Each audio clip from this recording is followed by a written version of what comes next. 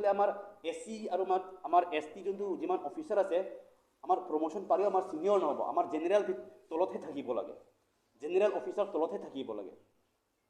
এইটো কাৰণে মই এইটো ক'ব খুজিছোঁ, আমাৰ ভাৰত সংবিধানতেহে আমাৰ দিয়া আছে কোটাটো।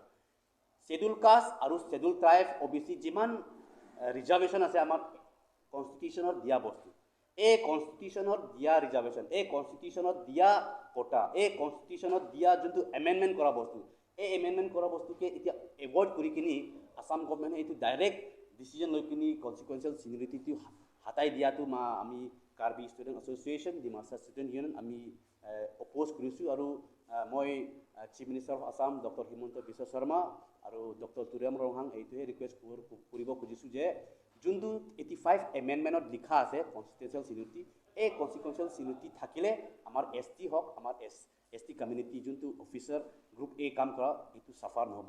এইটো কাৰণে আমাৰ ST আৰু SC যিমান অফিচাৰ আছে, যিমান কমিউনিটি আছে, অলপ ৰেচপেক্ট দিব লাগে আৰু অলপ মানে ভালকৈ এই বস্তুটো চাব লাগে যে মানে ইনকামিং ফিউচাৰ আমাৰ ST আৰু SC অফিচাৰকেইটা হাম্পাৰ হ'ব নালাগে, তাৰ চিনিয়ৰিটিটো হাম্পাৰ হ'ব নালাগে।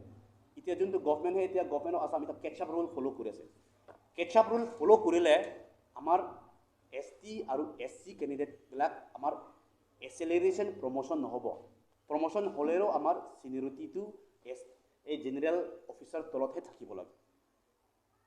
বাট জেনেৰেল অফিচাৰ তলত থাকিম, বাট থাকিম মানে আমাৰ 85 এমেণ্ডমেণ্ট তাত লিখা আছে যে আমি চিনিয়ৰিটি হ'ব পাৰে।